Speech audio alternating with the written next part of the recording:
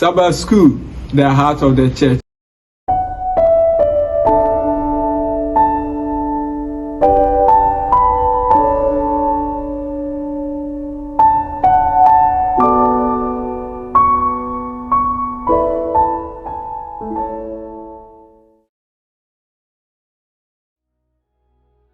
Adolfonom ewe nyame mu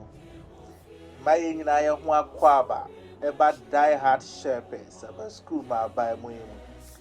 ene amaman so nsem e wo Zambia haya ye maame a wadi 41 years ye friend Miriam na ose di onyame ye ma no emra onwa aduare no eye ne ho ahoa eden adanse na odi maame 41 years ni owoti paye honam tutu waya enko enyamsam ka asino kohyia SD ni ayefe ne Marjorie na Marjorie etie maame ase no ka se obebom paye ama ti Marjorie anaju da suomu 11 na obom paye ma ye maame Miriam dofunom ni nyame ma Miriam so say sa na 11 no na ote ai silver ho a onwa aduane efise ne adum light ewo Gambia ewo Zambia itina kitchen she to ababonten Miriam no mo say 11 am no ana o say there be bibi catcher say onko inside nkofa Bible na on kind em na okoye no kofa Bible a all kind what is say Bible na kasa kire enu achi wasa kofa Bible so wo kan prekope won se ne tie ne nyina ekọ ne huna metutu ni nyina ekọ ne yare aya kokorankro wo ne so ni nyina tu afri ne ho ekọ oba ya obedi adanse e kire Marjorie hu se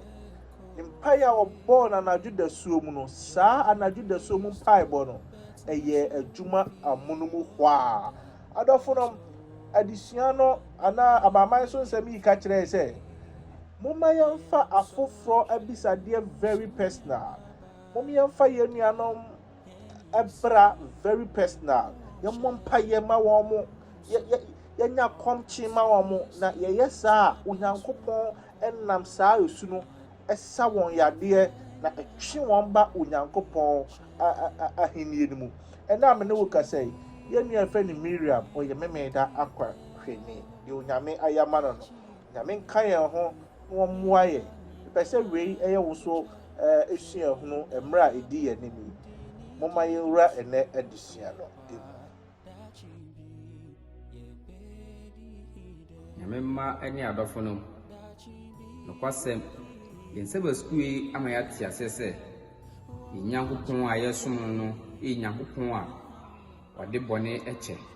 ewom se ochi bone na so ye bone a wade cheye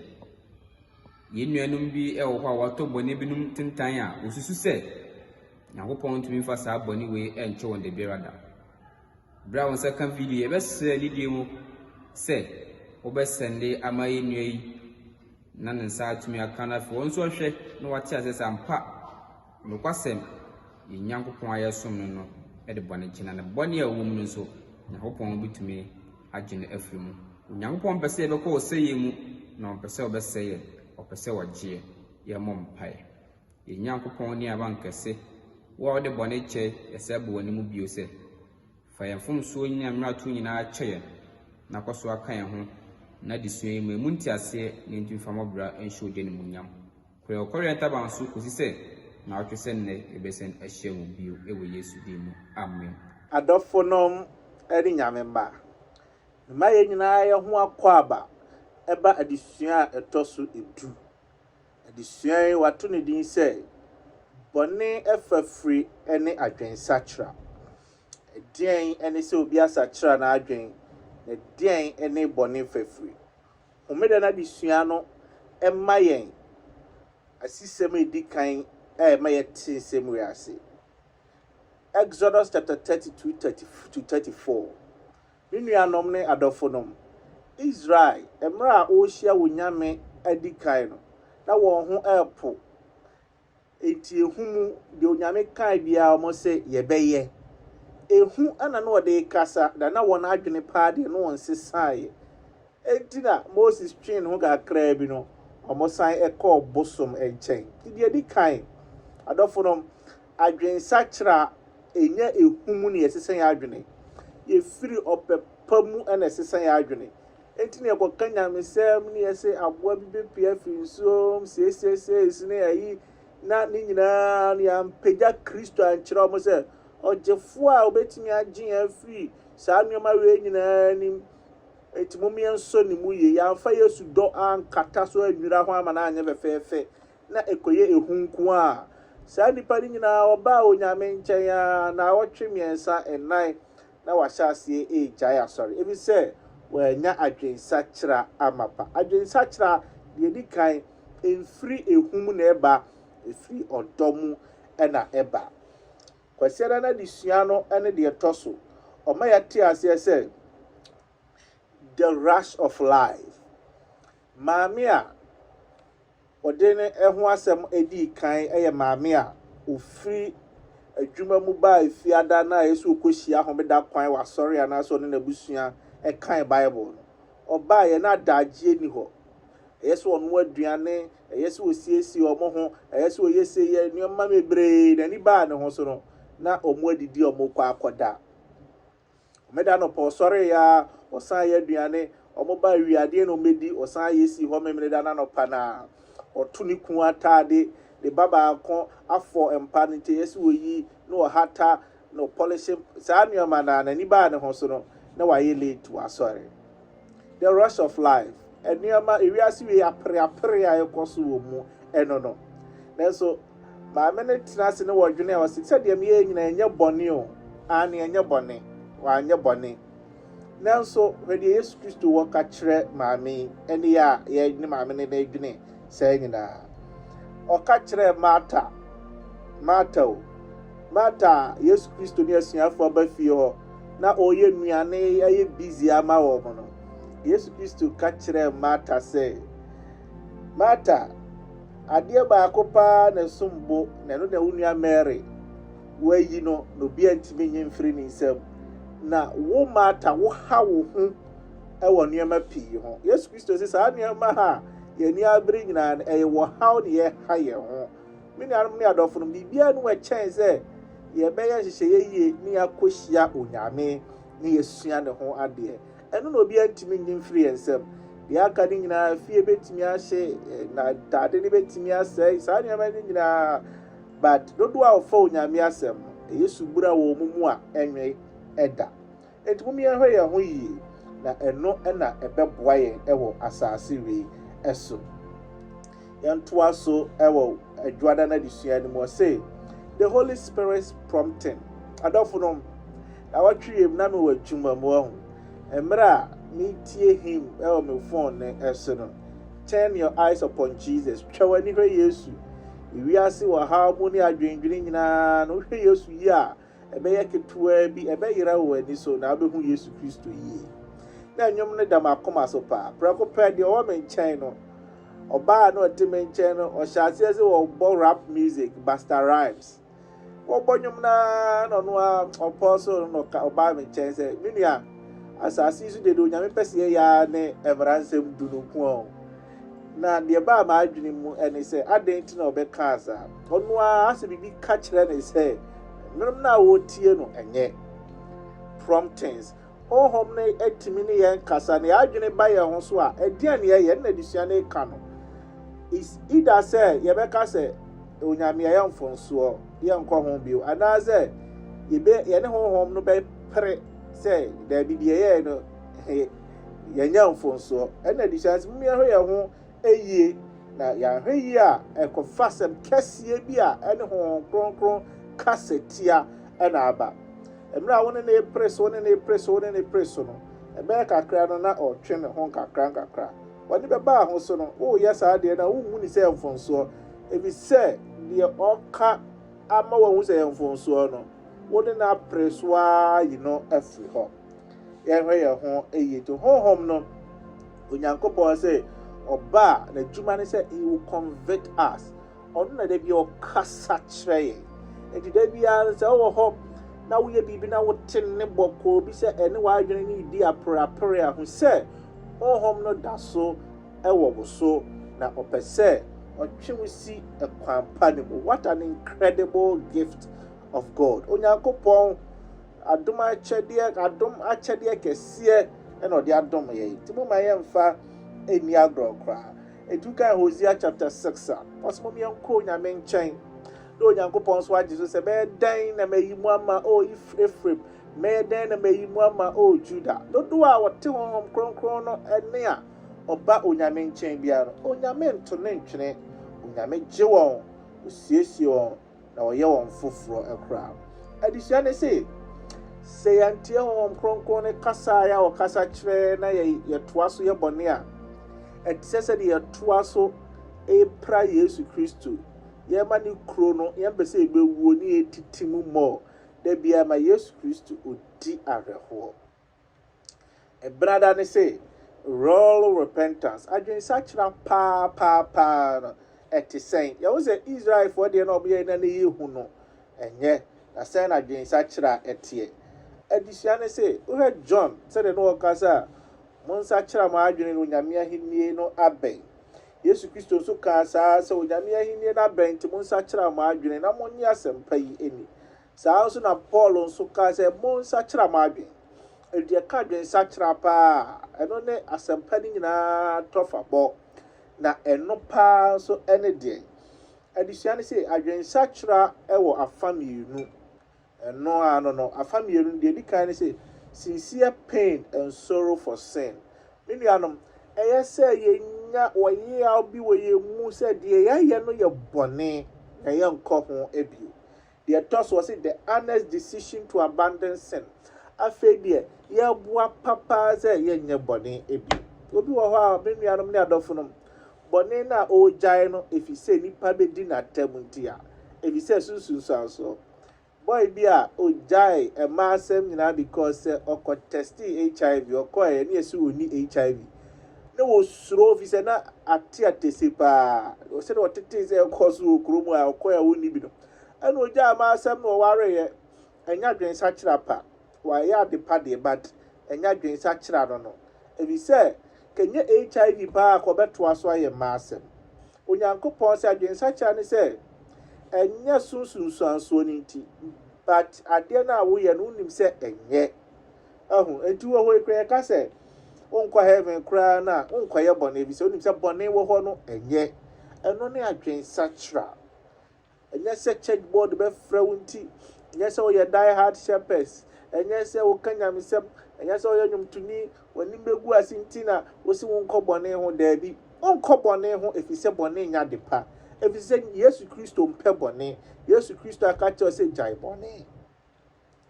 Adɔfo nom ne Nyame mba, wɔn yɛhwɛ yɛn ho yie na Onyankopɔn ahennie no abɛn. Ɛno ne adwensakyera. Adwensakyera ɛyɛ wɔ dɔ wofiri wɔ dɔ mu ahu sɛ deɛ meyɛ no nyɛ na menyɛ ebio. Adesua no wokuada mu sɛ sufficient grace adom nwanwasoɔ adom ɛmmorosoɔ. Nyankopɔn amra wo bɔ ne din akyerɛ Moses no ɔka kyerɛ sɛ me ne twedi ampo Nyankopɔn me bu ɛkyɛre fu na maadom ɛboro so. Ɔka kyerɛ Paul sɛ Paul maadom ɛdɔɔso ɛma Onyankopɔn da biara n'ani gye ɔhoahoa ne ho ɛwɔ n'adom ɛho na yɛka Onyame adom ankasa sɛn na ɛteɛ. Me nuanom ne adɔfo nom Onyame adom ɛna tumi ma yɛn yɛsesa yɛ adwene. Onyame adom ɛna ma yɛtumi de afoforɔ bɔne ɛkyɛ wɔn. Sɛdeɛ ɔkɔ court a yɛdi nkurɔfoɔ asɛm de ɔmo to prison no saa na ka Onyankopɔn wɔde yɛmfa saa kwan so aka mu ebere wɔ aka yɛwuwu nanso adwensakyera ɛne bɔnefakyɛ no ɛyɛ mmerɛ na Onyankopɔn ma saa ɛbrɛ no ɛkwan. Emre duru a Onyankopɔn siesie ɛno ne adom a yɛka ho asɛm. Adɔfo nom ɔkrɔmfo a na ɔsen asɛnnua no so no daakye bi yɛkɔ heaven ne yɛhunu ne yɛbusa ne sɛ ɛyɛ dɛn na wopue heaven ha a ɛdeɛ na ɔbɛka ɛfiri sɛ na ɔnyɛ kristoni ɛfiri sɛ na ɔnim church doctrines bi enema a ususu se no ne de ye kɔ heaven no saa nneɛma nyinaa na onim na de obɛka ne sɛ ɛyɛ Kristo deɛ no ɔsen asɛnnua no so ne ka asɛm mmra ha na maba ha ɛno ɛne yɛn nyinaa yɛano kasa a yɛrekan adom a yɛreka nyinaa no sɛ Kristo na aka sɛ yɛmpue ha nti ne yɛpue ha o ka yɛn spaceship a yɛwɔ wɔ asase yi so no ɛnkɔ baabiara o na ɛntumi mfa yɛn kɛbɛwu wɔ kwan mu but adom bi na apagya yɛn de abɛbi nipa wu kora ntumi nyane nanso adom ɛde bɛnyane yɛn afiri abufuo adom na de yɛbɛkɔ abɔfoɔ ɛtena bea yɛ abɔfoɔ teteɛ yɛn bɛkɔ hɔ bi adom na bɛtumi ame akɔ Onyankopɔn ahengua no anim adom ɛna agye yɛn afiri ɔbɔnsam ne na adaa ne na ɛdaa mu wei ɛne yɛka sɛ Onyankopɔn adom ɛdɔɔso ɛma yɛ ɔsomafoɔ ne sɛ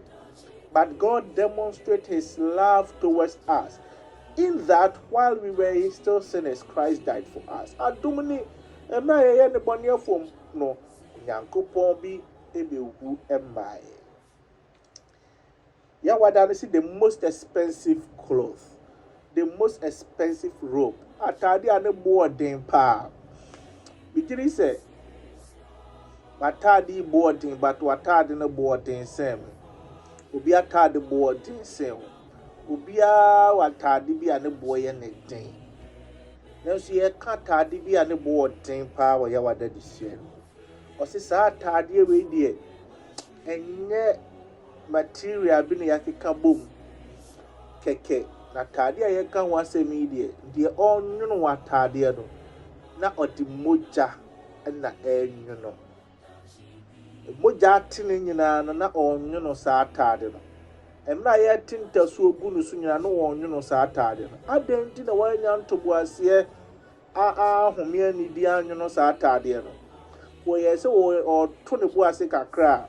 wɔahwɛ a kenipa a ɛyɛ sɛ ɔbɛgye saa atadeɛ no ɔmo bɛmmese event ɛda ɔmo anim heaven ɛda ɔmo anim ayefuhyia kɛseɛ ɛda ɔmo anim no Kristo ɛna ɛnwono atade a yɛde kɔ saa ayefuhyia no na mmerɛ ni hɔ nti yɛbɔ no wɔ ne nkonsa nyinaa na ɔnwono saa atadeɛ no yɛde ne sɛn asɛnnua no so nyinaa na ɔnwono saa atadeɛ no mmerɛ a afei de ɔbaa ne nsɛm ogya atadeɛ no mu nwono no na ɔteɛ mu sɛ mawie afei de ɔpɛ bi amagye saa atade a ne boɔ den atadeɛ yi ɛyɛ kronkron yɛ atadeɛ na dodoɔ a obɛyi saa atade bi de ama no adɔfo no ne nyame ma ɛnsɛ sɛ wokɔyɛ saa atade no efi ebisa wohwɛ kwan a wɔbrɛɛyɛ ɛyɛ saa atade a ne boɔ den sɛ na wode hyɛ a wontumi mfa nkɔbɔ adwaban wode hyɛ a wontumi mfa nkɔdi obi ho ɛkɔnkɔnsa nti wɔn a wɔhyɛ Onyankopɔn kronkron yɛ atade no ɔsomafoɔ John sɛ metwerɛ ma brɛ mo sɛ monyɛ bɔne na moyɛ bɔne mpo a yɛwɔ ntemtenafoɔ bi wɔ soro hwan na mo anyɛ bɔne ɛfiri sɛ kronkron yɛ atade bi ɛhyɛ mo ɛno na adesua no ɛka no ɔsɛ ɛyɛ the white linen is the righteousness of Christ his own unblemished character that through faith is impacted to all who receive him as their personal savior dodo ɔbɛba Kristo nkyɛn nyinaa no ɔma wɔn atadeɛ bi sɛ ɔnyɛ enebɔneyɛfoɔ ebio me nuanom ne adɔfo nom na ɔma yɛ abɛbuo ɛwɔ Matthew chapter 22 ɔhempo a wɔtoo afahyɛ na wɔkaa sɛ wobɛtumi aba afahyɛ no ase bi agyina atade a wɔde bɛba na saa atade no me na menwono ɛde ama na damfo bi ɔpɛ n'asɛm bae na ɔdwene sɛ menim no manhyɛ atade no kora nyɛ hwee ɔhempo no huu no ne bufu no ɔkaa sɛ madamfo atadeɛ no adan no wanhyɛ wɔntumi amuo n'ano no ɔkaa sɛ mfa ne nkɔ akyirikyiri baabi a osu ne setwerɛ ɛwɔ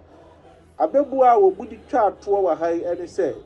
Onyankopɔn no kora atadeɛ no waa wontumi nya wo deɛ nhyɛ mfa mma ayefuhyia no ase Adam ne Eve ɔmo pɛɛ sɛ ɔmo ayɛ atade no bi de hyɛ nanso still ɔhu sɛ ɔdadagya dodo a wanhyɛ Onyankopɔn kronkron yɛ atade wɔ asase yi so no daakye bi heaven adi yɛ kɔm kyɛ sɛ ɔmo kora de ɔmo do heaven a they will sing discord in heaven's tune asoro ɛnwom toɔ ɛkɔ so no ɔmo sɛ ɔmo nko ɔmo ɔhye ɛnwom kyɛ sɛ ɔmo ho ntɔ wɔn ɛwɔ heaven ɔmo sɛ ɔmo nyɛ comfortable ebi sɛ bɔne ɛyɛ wɔn dɛkyɛ kronkron ɛyɛ adɔfo nom ne nyame mma obi biara ni wa obetimi de ono atade apu ayifuhia na ase obi na obetimi de ono asuban apu heaven Kristo suban atade ene ye de apu heaven na ne suban mienu ene yesua pa aye ekwan a ode bone eche ene ekwan a menuanom okire yen se yensu yemfa nsa kire ya adwene yensa kire ya adwene mfiri bone ho yemfa foforo bone enchewo emwaye until the name tray o Christo Timothy. Amen. Nyankopɔn ba twede ampo nyankopɔn hyira sɛw ne da ha de aka bom ne ahwɛ de suani nyinaa ne de aba wie ade bi a wahwere ne twede ampo nyankopɔn hyira na ɔhyɛ ɔnan mu emmaye yɛde onyankopɔn ase me didi yie sɛ ne bia ho do pi no ana wɔn so wanya ade afiri mu die hard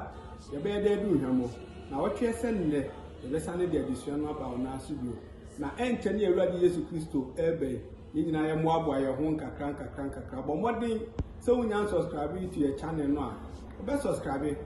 na obe share link ni so ma nua bia wonnim no no so na wotwe bia de adesua no batum a nsa betumi aka no nyame hira wa hira ye nyina ya bom ye ho adwe until next week same time die hard yebesane de adesua no aba wo chembio no nyankopon ho entra yakra